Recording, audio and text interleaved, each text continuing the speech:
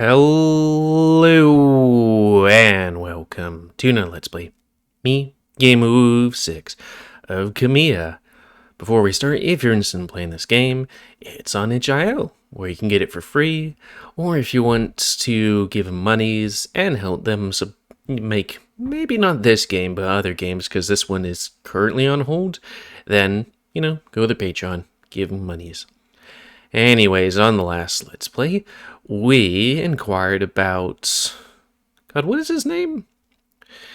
The Wolverine guy's drug, Pap. And he let us take a hit, and we proceeded to die. Or thought we died. And hear voices and all that stuff. And now we have Nephew here. God, what is his name?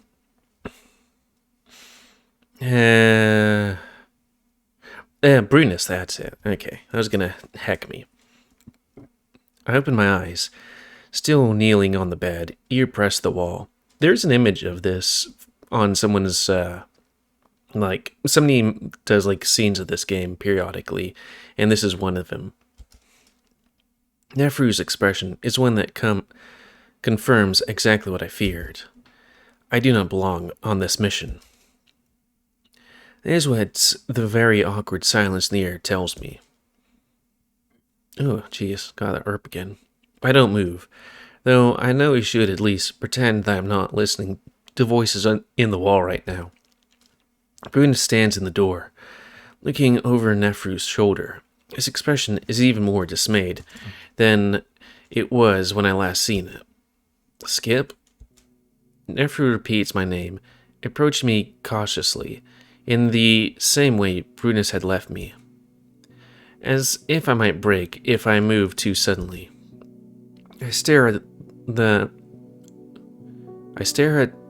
moment longer, then clear my throat and pull away from the wall as casually as I am able. Nonchalance is a difficult thing to pull off in this moment, especially when I realize that my robes are riding up nearly to my hips from my unorganized clambering onto the bed. The two don't seem to mind. However, as I smooth them back down over my thighs and carefully sit at the edge of the bed, I clear my throat carefully. Yes? Still, my voice is cracked and broken like I just entered adolescence, and I swallow back some embarrassment. Are you alright? I could have read that better, I guess. I try to do emotion stuff, but sometimes it's just hard to do. I try to find enough saliva in my mouth to respond in a less broken way, but as I do, Nephru whirls on Brunus. I left him for literally 10 minutes. How did you manage to leave him in such a state in so little time? What? I kind of do want to take a thing of it. I mean, I guess I could. What was it? The perp. Hopefully the person doesn't mind me showing off their art of this game. Because it's on this game. Let's see. And then let me just move that monitor so I can show it. Okay, there isn't any horny right there. That's fine. Is there a horny right there? I mean, yes, but there isn't any showing of boji wojis. Okay. There is a smooch there.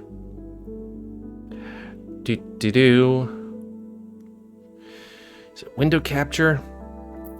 Yeah, I believe it is. Window capture. Go. There it is. It's, that scene. Though he does quite a few others. And that's his page, the perp. There we go. Okay, enough of that. Cancel. You are cancelled. Remove. So I don't come back later and be like, what the hell is that? Think of it. Yeah, so nothing horny on that page? Okay, Ian. Anyways, back here. What's my face? There we go. I jump, even though he's yelling at Brunus, mostly because everything still sounds oddly resonant. I try to cover this up by standing in one smooth motion. Unfortunately, my coordination seems rather miserable now, and I stumble forward slightly. At this moment, Nephew catches me, carefully pressing me back onto the bed. I am, well, just slightly dizzy from the anti-emetic that Ahum gave me. I'm rather pleased on how well I'm putting my words together, despite my disoriented mindset. Yes, I'm sure that is the only problem. Nefer glares at Brunus. Well, come on. See, he's looking better by the minute. You're good now, aren't you, Skip? Yes, I am in a state that is good. Were you hearing something in the ship? Are the sounds worrying you? Nefer gestures at the wall. Oh, yes. Said I was drowning. Nefer reminds me of what was just bothering me. Who's in the room next to us? I heard a voice. Wait a moment. No, I was definitely not supposed to say that. My mind is not working, especially the part that concerns memory, and although through the sedative is powerful, I still feel anxiety break at the surface. There isn't a room next to us. Brunus, what the hell did you give him? Whoa, it's just pap. And I guess one of those chill pills to calm him down a bit. You guess? What did you give Skip? Use the room speakers, please. I feel the fur around my neck bristle as the sound of Ahum's smooth, sempient-like voice drifts down gently from the ceiling. Skippo, do you wish to reveal your medication history to Neferu and Brutus? I stare at Neferu's chest in front of me for a moment, trying to keep my expression normal. Yes. Very well. Skippo was administered one anti-nausea wafer, 25 milligrams, and one anti-anxiety wafer, 10 milligrams, both within the last hour. He also inhaled approximately 1.75 milligrams of the psychoactive compound ANLA via vaporized Papaway. I get lost in Ahum's rather beautiful voice, but he must be saying things that Neferu doesn't like because he keeps giving Brunus very cross looks. Are there any interactions among these medications? The anti-manic and anti-anxiety drugs can potentiate sedation when used in combination. Potentiate. And anything that causes one to hear voices? There's a long pause, and for some reason, it is only now that I am understanding how terrible this actually is. They think I'm losing my mental abilities, which is exactly what I feared. Psychosis is a rare side effect of Papaway consumption, of which auditory hallucinations may result. I see. Nefer glares at Brunus again. Do note that this side effect normally occurs in higher doses. According to the medical literature, no psychotic symptoms have been observed in doses below 10 milligrams. See, he barely took a puff. I've never seen anyone lose it like that, even when they took too much.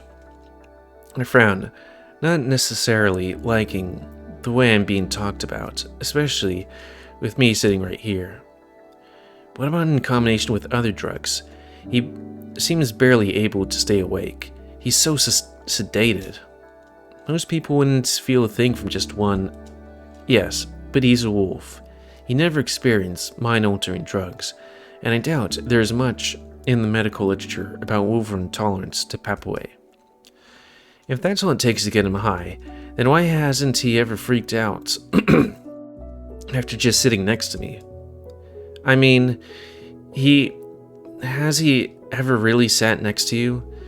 Did you not know? Pap's smell was terrible. He likely moved away the moment you got close. They go back and forth, and I close my eyes, beginning to imagine the voices in a sparring match. It reminds me of the one time Nefru managed to convince the Wolverine to spar. Despite his build and size, Brunus is not much of a fighter.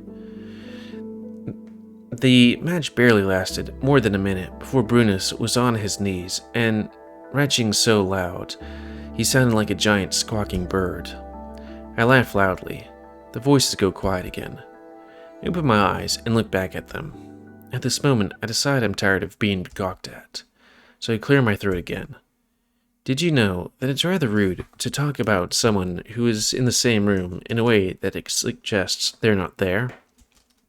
They continue to look surprised until Nefru seems to break out of the trance. Ah, yes, sorry about that, Skip. I know that Brunus and I often get into it. Well, discuss something that does not have to do with me then. I am very tired, so I'm going to lay down now. Ah, I see. Are you sure? I'm fine. It's best not to worry about me. I half expect Nefru to become angry again, but he doesn't. I feel a semblance of guilt under the drug haze, but I earnestly do just want to lay down. So that's what I do. The vague guilt morphing into some smug satisfaction that seeing the two of them left awkward to stand about. It's nice not to be the one that is feeling off kilter. I think that they've left, but the voices mumble back and forth for a while. Then it goes quiet. And then I fall asleep. Okay, it's amazing what happens when you're not. No, I'm just gonna skip that. I have extremely vivid dreams. The first in my childhood. I began attending elite school when I was 13. I was very sad to leave my mother and my friends in the coastal town that I was born in. Still, I was told it was necessary, that my mind was gifted as I was destined for greatness. In the end, I found out that while this was true for most of my classmates, it was clear that I had been admitted for other reasons. My first day, the instructor called on me to solve a problem using maths that I'd never even heard of in my homeschooling. He framed the problem within a scenario that involved rich families and their young living on estates. The solution to the scenario was the amount of money required to bribe a local official who would then secure a spot in an elite school for one of these rich pups, thus making his point. I was there because my family had connections, and more importantly, because they had money. Money that had been wasted on a stupid, average-brained pup that could only answer questions with, I don't know, while trembling in fear. Then, during mealtime, my mane was pulled, and I experienced my first physical fights, ones that ended with me curled on the floor, covering my face. The experience was humiliating, traumatizing even. But as I sobbed quietly in my dorm room alone, wondering how I could possibly survive another day, I became angry. I knew very little about my father at the time, but I did know that he was a figure to be proud of, a professor of rhetoric. Probus woven disciplines, one that no sibling could match, not even the Khemians. So I knew I had every reason to be proud of my family name, and had every right to be at the school. At the beginning, my instructor devoted 5 minutes at the end of each class period to humiliate me with questions he assumed I would not know the answer to. He likely hoped I would quit, but instead I studied, and I used what I learned to fight back. Within a month, I was answering more than half his questions correctly, and that's when he stopped. I mentioned his name to my mother in one of my letters, and within weeks he was gone, fired by the headmaster, who my mother knew very well. As soon as my mane was touched, I'd swing as hard as I possibly could, fracturing 2 jaws before the attack stopped altogether. Eventually, I was at the top of my class, and by the time I graduated 5 years later, I was accepted into the most prestigious university on the moon. This was not a dream. It's more of a narration of my past life. But it's important, because I fought hard to be here, and I'm beginning to realize that while I believed those troublesome days of my youth would to be over, that might not actually be the case. I need to fight now, for my family's sake, and for my own. I see myself curled up, sobbing after smoke a Sprunus pipe, and I sneer in a way that feels very unfamiliar. But it feels good. As these images of my childhood fade, I remember that the school I attended on the outskirts of Lux no longer exists. Almost a decade after my graduation, on the same day my life changed at the university, the school was burned to the ground by a mob of men from Lux. I never researched the aftermath, because while I know most of the pups got out, some of them did not. Because of men who saw their gifted minds as threats, just like men who tried to kill me. And when I have tried to understand the plight of those who are poor or less educated, I sometimes find myself doing the opposite. Those men were beasts. Violent, stupid beasts, who cannot reconcile with the fact that they were, in many ways, innately inferior. And that made me, my peers, and my professors a threat to them. This isn't an innocent way to think, I know. Yet, if I were to strip away all the etiquette, all the structured thinking that comes with being an academic, I'd want to do the same to places like the Clay District, where most of the men came from. I would like to raise that degenerate, disgusting place filled with degenerate, disgusting people to the point that it would seem as if it never existed. Like removing a stain from the fabric of a dastardly society. I want to tear them apart. Because my friends, my professors, and parts of my mind have been torn apart. And because the pups burned in the outskirts of Lux have been torn apart. I dissolve into horror of the amalgamation. They were dissolved into the horror of the amalgamation. They were themselves torn apart before they even knew who they were meant to be.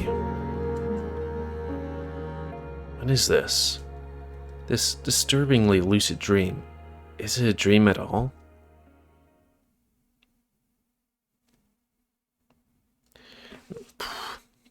I stare out into the vast stretches of space, in awe of the size and of the simple fact that the universe exists. Vaguely, I wonder if I have died, as if in the moment I smoked the pipe, I actually did die. Or maybe our ship somehow crashed, and I've been left to float through space forever. For only a few more seconds before I suffocate. That'd be alright, I decide, even as I take a deep, easy breath of air. I'd rather feel this way, insignificant and meaningless against the monolithic oppression of the universe. It makes me feel oddly peaceful. My goodness, Scipio, if only your friends and colleagues could hear half of what you think. You sound a bit unstable. A deep but feminine voice comes from seemingly every direction. I look around, suddenly feeling as if I'm being spied upon, wondering if the direction's voice is from my own head. What? Amicus would not be happy to hear that you wish to raise entire districts to clandestra of its lower class. The fur on my neck prickles. I still have no idea what is happening. If that is truly a dream, or possibly even another side effect of the drugs. I didn't mean to think those thoughts. I don't truly believe them.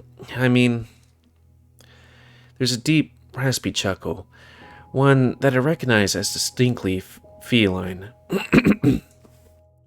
The one I've heard many times from recordings that involved Hein Das. And I don't don't believe that. And I don't believe that, young wolf. And good guess, especially for someone who has never met a tiger. But you can guess who I actually am. But can you guess who I actually am? Her eyes are so piercing, so intense, although I want to ask again, what exactly is happening, I feel obliged to answer. And so I quickly run through the list of tigresses I know of, only one of which is alive, the current ruler of Hindo. Maharani Arti? The tigress's eyes me closely so that I lower my ears, just wishing that I could wake up soon.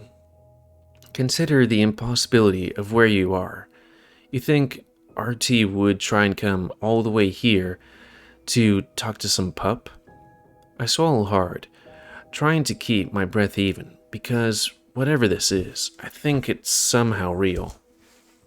Which makes the possibility that this being can read my mind at all is more disturbing. But there could be an explanation. Are you Meera? Quiet smile on her face answers my question. Well, I suppose 2 attempts is not terrible, though I must say that the human knew immediately. Amicus is human? If that's how you refer to him, yes. My explanation seems a bit more likely, but I can't imagine why it would be the case. Meera stays silent, though through the knowing look on her face tells me that she's waiting. Are the parents doing this? Are they making contact with me? Just like it is rumored that they did with the human. Meera is quiet for a while, so I stay quiet as well, and unable to think of any other reason for this to be happening, if it really is happening. The parents are a complex matter, Scipio. Direct communication with them is impossible, unless they break their own rules involving interference. I try to think of something else to say, but it is clear Meera is holding back information. Click. Instead, I try to be more direct. Why did you bring me here? Is there something that I'm supposed to do? Or maybe you have instructions? Oh, Scipio, I heard you. You're in need of guidance. You're wounded, but in a place that cannot be physically treated. Aaron taps a finger to her head. You fear death. You fear amalgamation. Rather, you feel, it is an abomination, and deep down, though you will not admit it even to yourself. The hackles won't stay down, and now I just want to wake up. You do not trust the parents. Am I going to be punished? They know I'm a fraud, on a mission to further parental agendas when I don't truly believe in them. I'm only here for selfish reasons. I realize my legs are trembling. Please wake up. Meera raises a paw. Easy, young wolf.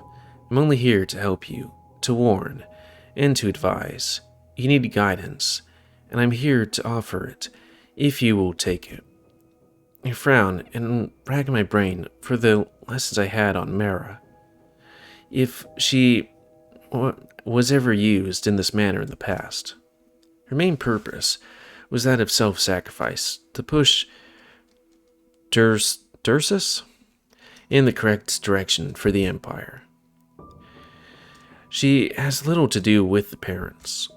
As far as I know, it's only the monitors that communicate for the parents.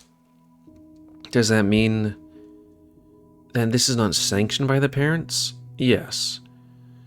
And do not be afraid that you are not in lockstep with their vision of the future.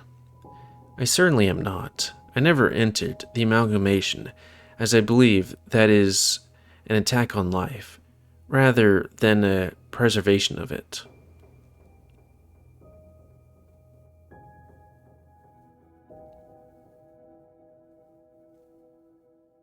Okay. In the end, neither are they. They bicker just as much as the siblings.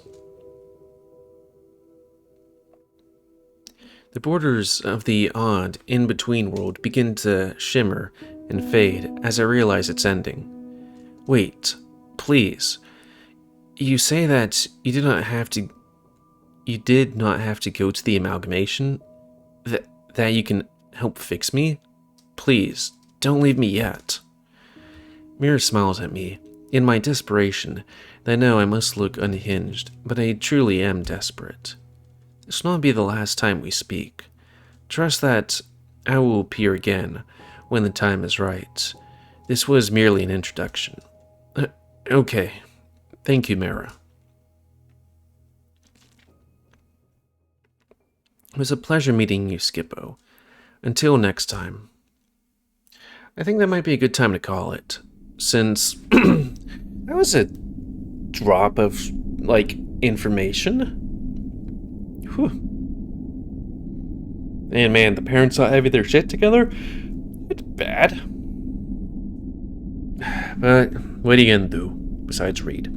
So that's gonna be the end of this Let's Play. So comment, cause I like comments, and what you like, dislike, tips, as always. If you like my YouTube and like to grow, then please like, subscribe, and share the reason epic grow. And please remember to spend your most help control the bit population. And until next time, let's say me, GamerWolfSix of Khemia. Oh, and if you want to play this game, it's on the internet. So thanks and see ya.